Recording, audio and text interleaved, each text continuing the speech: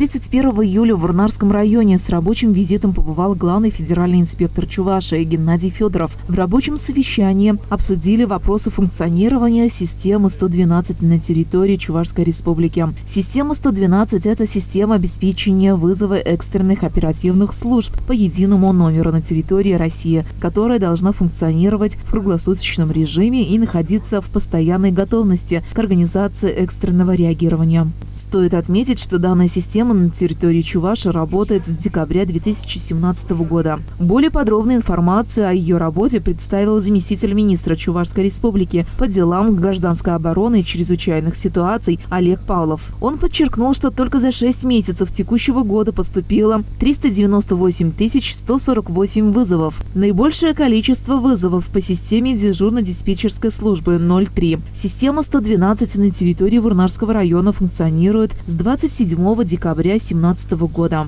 В 2018 году в администрацию по системе 112 поступило 2830 сообщений, в среднем по 8 сообщений в сутки. Наибольшее количество сообщений поступило по линии ЖКХ и дорожного хозяйства, медицинской помощи, МВД и МЧС. А уже в 2019 году поступило 1267 сообщений. Большинство из них по линии оказания скорой медицинской помощи. Далее на совещании обсудили вопросы реализации программы «Комфортная городская среда». Отмечаем, что впервые в текущем году Варнарское городское поселение принимает участие в указанной программе. В рамках реализации программы муниципальному образованию необходимо освоить более 9 миллионов рублей. Сегодня также с выездом на место была осмотрена дорожная территория по переулку Зеленый, где главный федеральный инспектор и главный архитектор Чувашской республики встретились с представителем подрядной организации, обговорили текущие вопросы по реализации проекта.